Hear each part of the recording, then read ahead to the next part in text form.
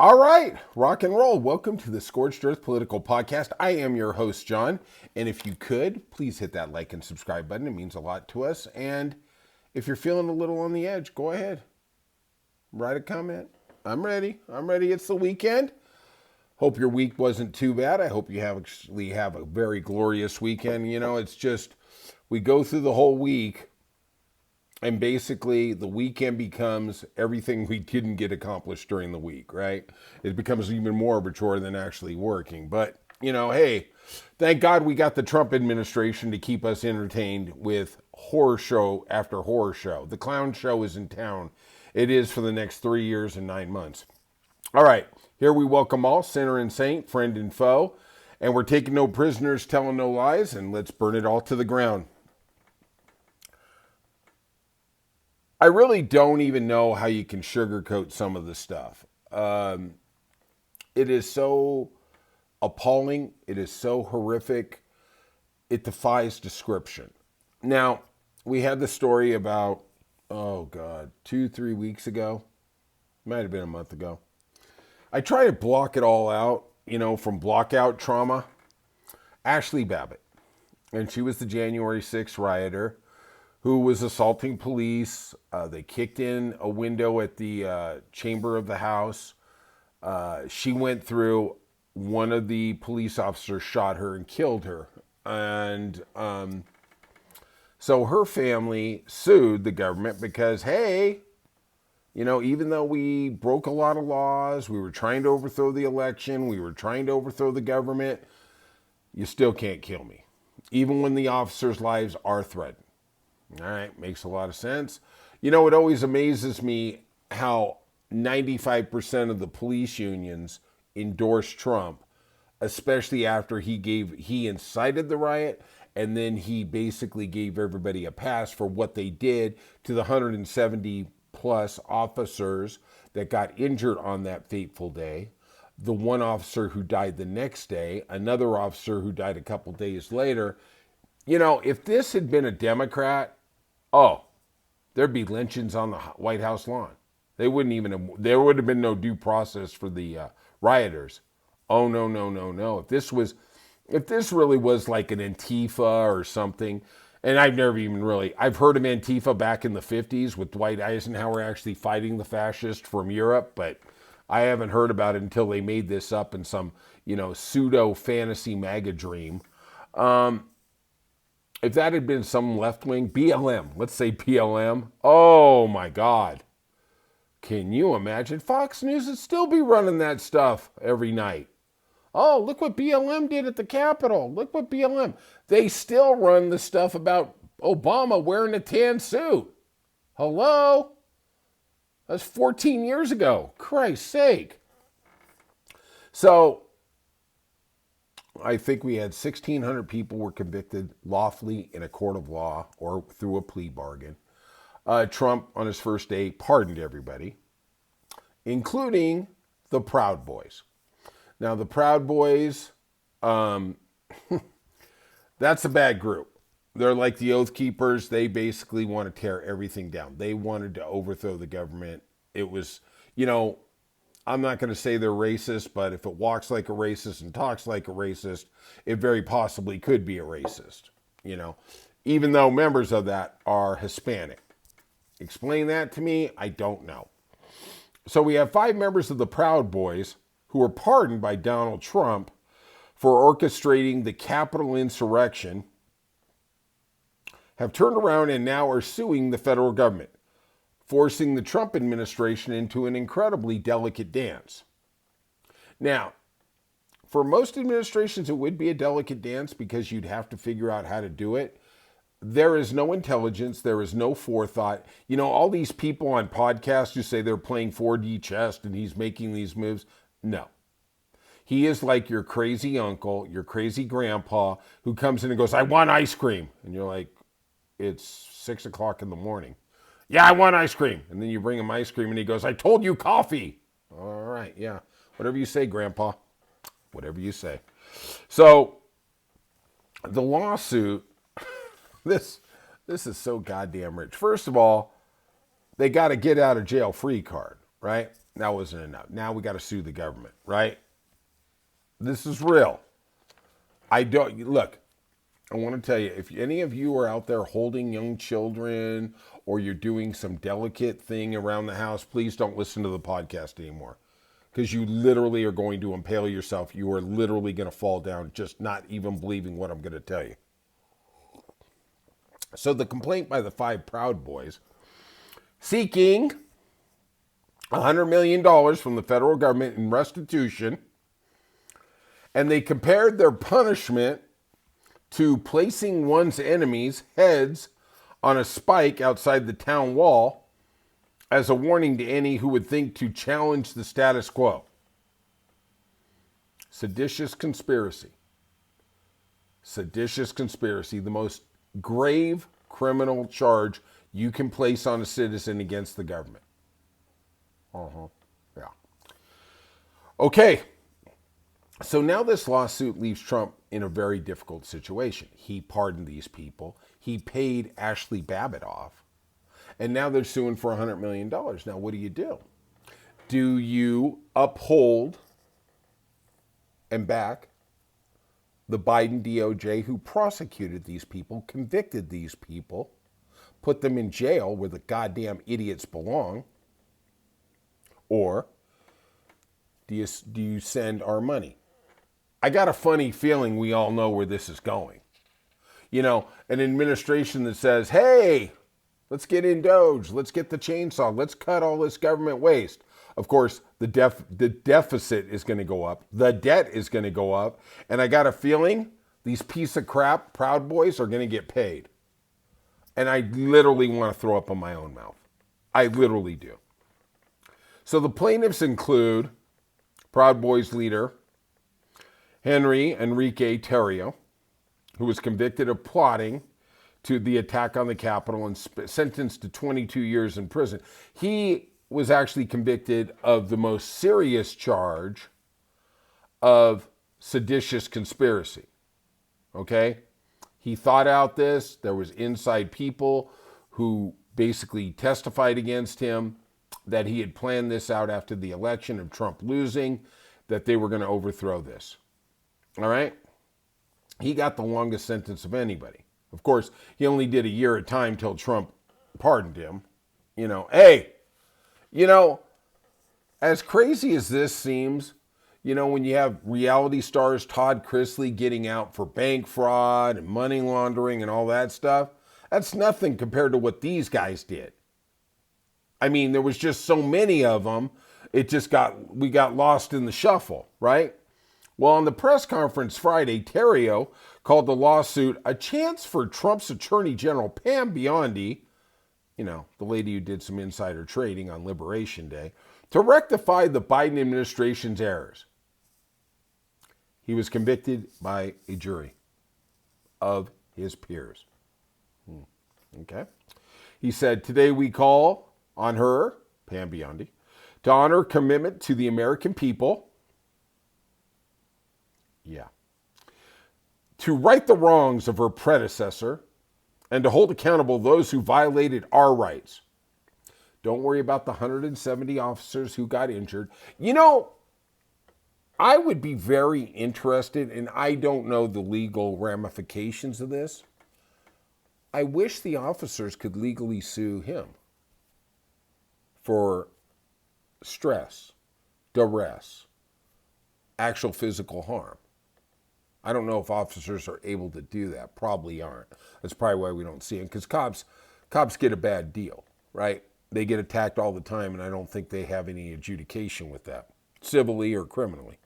Well, they do criminally. We did. We got 1,600 of them convicted, and then that orange-haired mess pardoned everybody. So the officers don't have any rights, the 170 officers who got injured, who actually needed medical care. That's just not the number that got hurt. That's the ones who needed medical attention.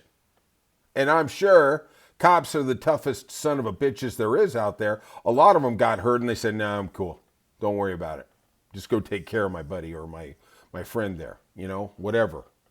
All right? So now we got 3 other men. Oh boy, these are some fucking winners here. Ethan Nordine, Joe Biggs, and Zachary Real. Oh boy, talk about human scum. They were also found guilty of spearheading the attack in the absence of Theriault because he couldn't legally enter Washington, D.C. to do the coup due to a prior arrest. They were sentenced to 18, 17, and 15 years in prison, respectively. The final Proud Boy in the lawsuit is Dominic Pizzoli, who was captured on video using police equipment to break through the glass at the entrance of the rotunda. He was given 10 years in prison. These people are suing for $100 million because they went to jail. The White House did not respond, but on its official website has called the Proud Boys a quote-unquote patriotic activist organization for young men. That's like saying the Ku Klux Klan is going to get an endorsement for Clorox because it cleans whites whiter. Yeah. All right.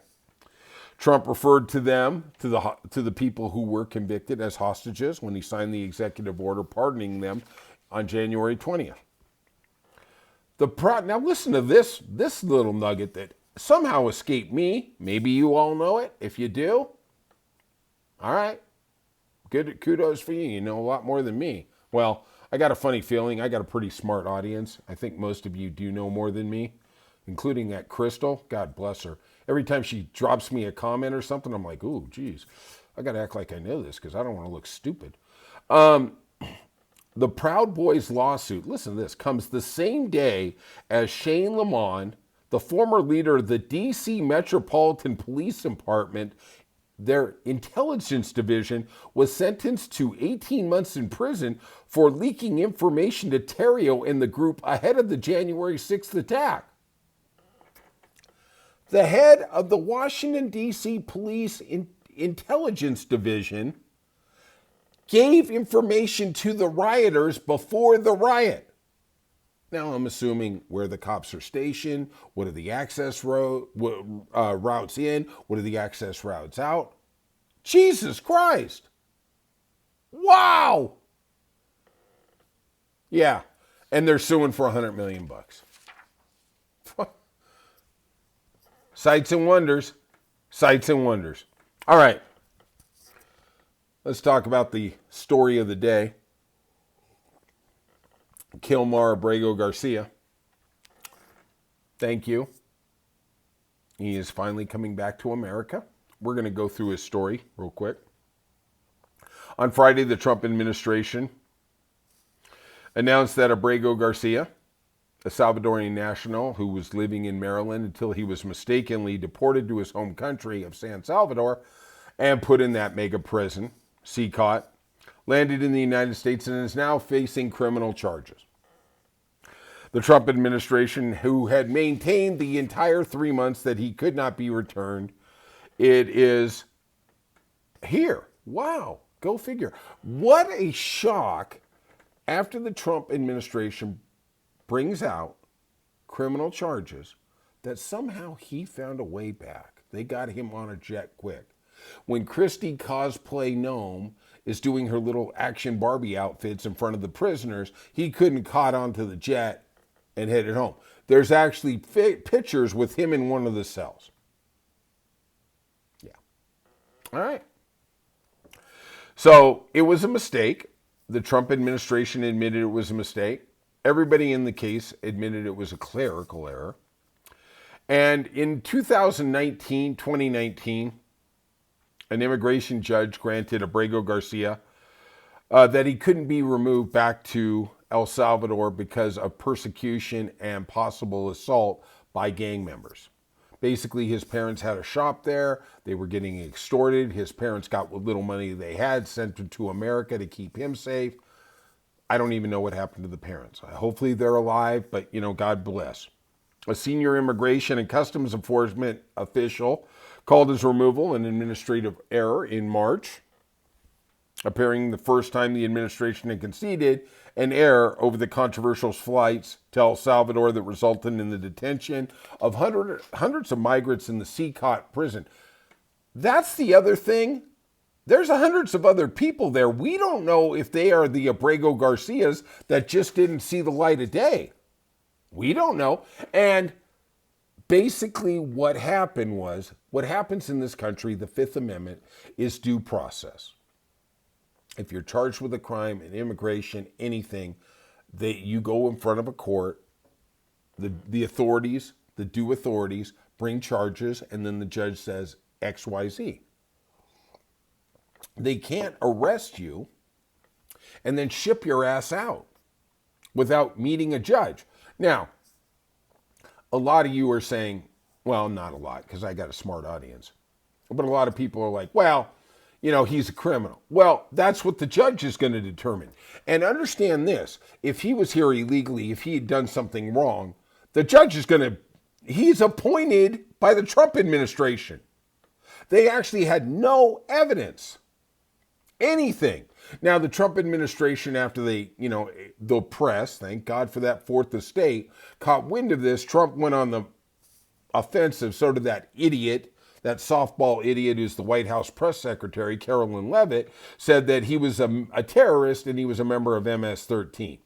If you remember when Trump did that interview with ABC's Terry Moran, they photoshopped a picture where he supposedly had MS-13, and Terry Moran said, that's Photoshop. And Trump knows, no, it's real. Look, there's a picture. That's how stupid this guy is. He doesn't understand there's fake pictures. Hey, this just in. All those pictures of people with Bigfoot, they're not real, Trump. They're not. A lot of the alien stuff, even though I do believe in aliens, they're Photoshopped. Sorry. Okay? Me at your inauguration, that was Photoshopped. Thank God. Jesus Christ. Can you imagine going to that guy's effing inauguration and sitting there having to listen to that bullshit for 2 hours? So, on March 12th of 2025, Immigration and Customs officials pulled over Abrego Garcia, arrested him. Without due process, they put him on a plane and sent him to the CCOP prison in San Salvador. It then took the Trump administration weeks to concede. It mistakenly deported the Maryland father to El Salvador because of an administrative error. Now, they continually said it was an administrative error in every court filing that came, right? That they also said in a March 31st court filing that they could not return him because he was in El Salvador. Trump wants to portray he is the biggest, baddest mother effer in the world, but somehow he can't get El Salvador to bring a person back. All right. So Judge Paul Innes actually had to be the goddamn adult in the room. And she's the District Court of Maryland. She ordered the Trump administration to return Abrego Garcia to the U.S. Well, it wouldn't be the Trump administration if they weren't defying court orders. So they denied that. They said, well, we can't do anything. They basically just didn't respond. April 4th, she came back and gave a deadline of April 7th to bring back Abrego Garcia, but the Supreme Court paused the deadline, but instructed the Trump administration to facilitate a return.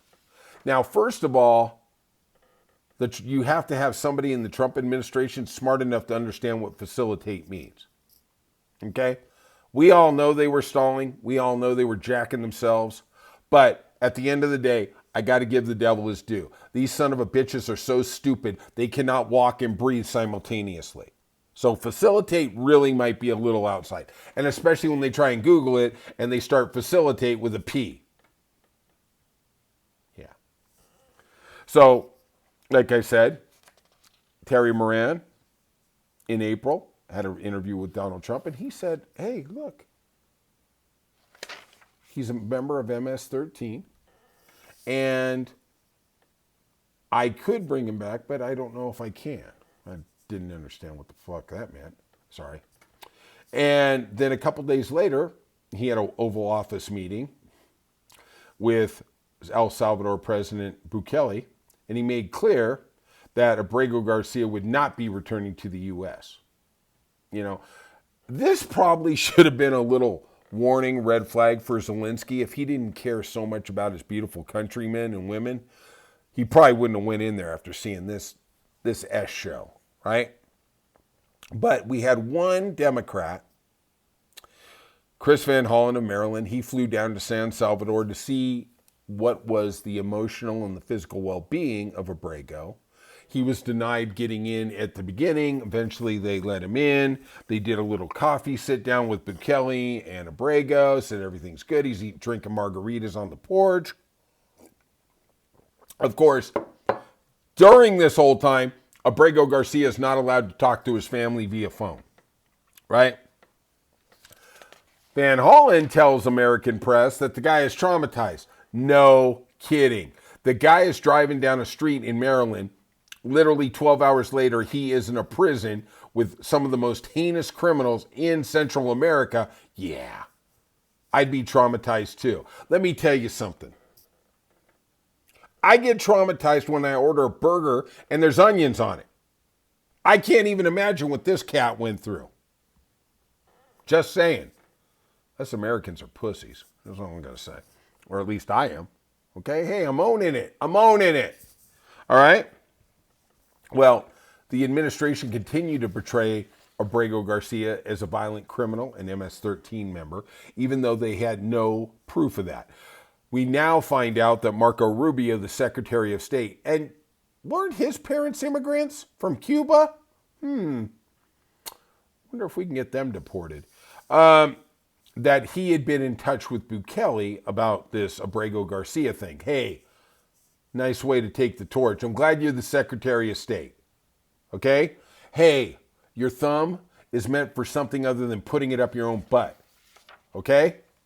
So, nearly 3 months after he was deported, on Friday night, Abrego Garcia was returned to the U.S. Now he's facing criminal charges. Kumbaya. Okay. Now, it took the Trump administration 3 months to get some phony effing charges, but let's get into what's going on there. He's been indicted on 2 criminal charges in the Middle District of Tennessee. Let me explain to you what's going on here. They went to a grand jury, okay? 16 people there, and all you have to do is have 9 people vote for an indictment.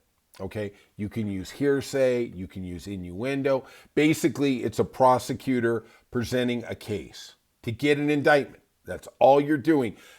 The people in the grand jury can ask questions. Now, what the mainstream press isn't talking about is the Trump administration is bringing federal charges, right?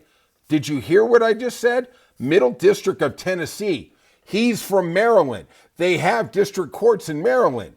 But Maryland's too goddamn liberal for the Trump administration. So let's go find the biggest rednecks in the world. Let's go find them in a grand jury in Middle Tennessee, and let's see if we can get an indictment.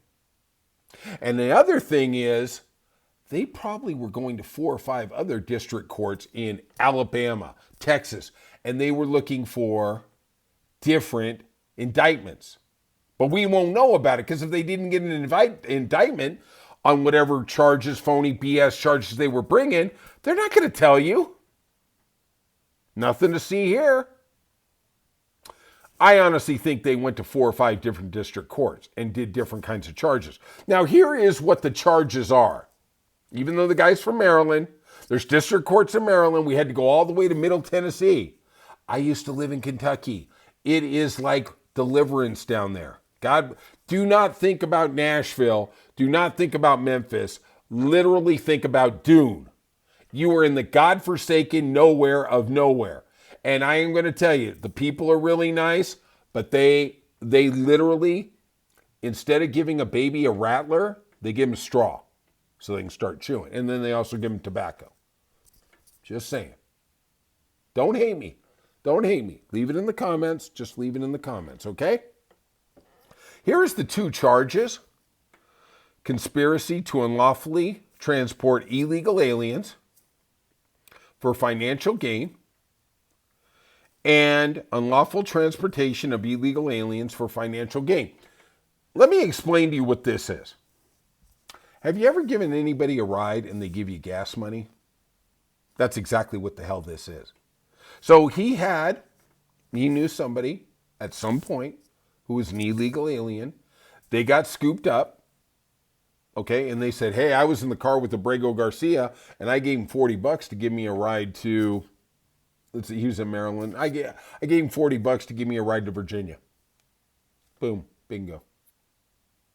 That's what we're looking at. I'm telling you right now.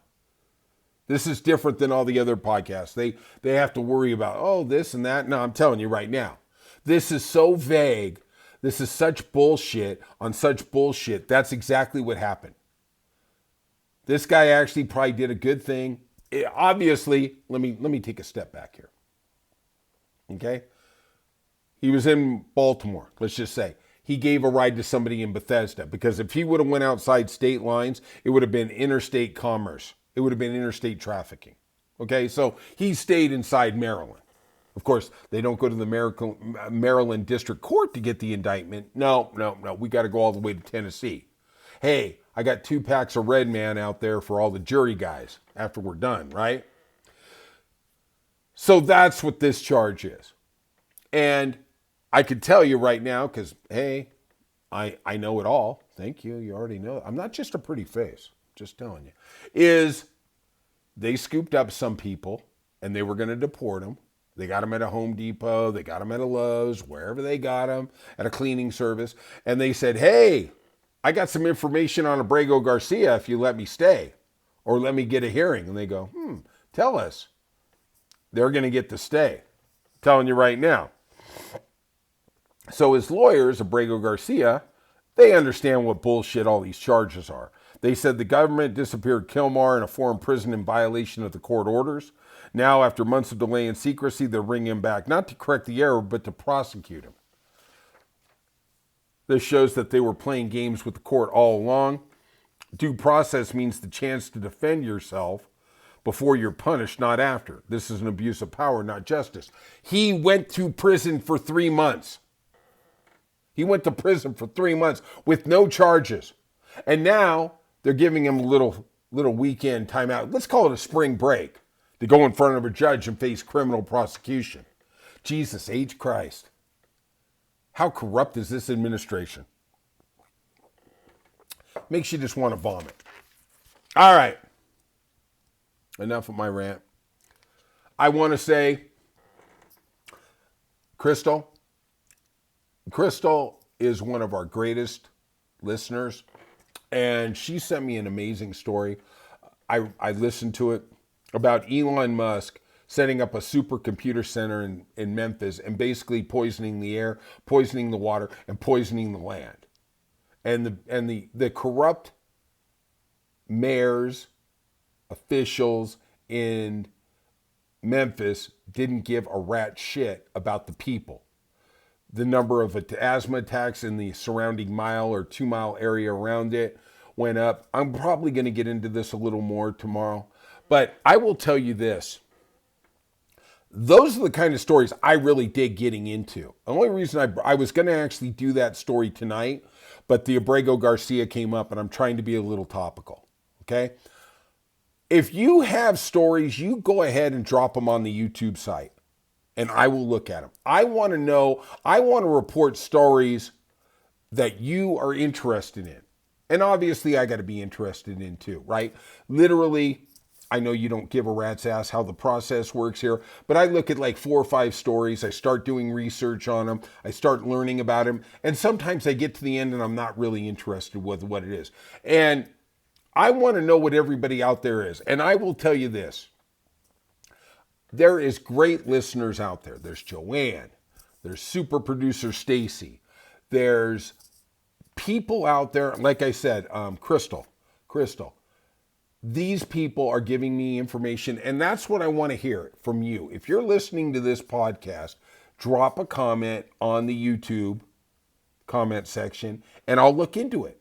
And I may not get to it a day or two later, but I'm going to get to it. I do try and make one topical story, but the weekends typically, I know I can just hear everybody clicking off right now. The weekends are a little slower, and that's when I like to try and dive into these kind of different stories. You know? Last night, I basically just did one story. Is what it is. All right. Like I say, thank you for listening. I love y'all. I appreciate y'all. And we're in this together. We're fighting for democracy. We're fighting for freedom.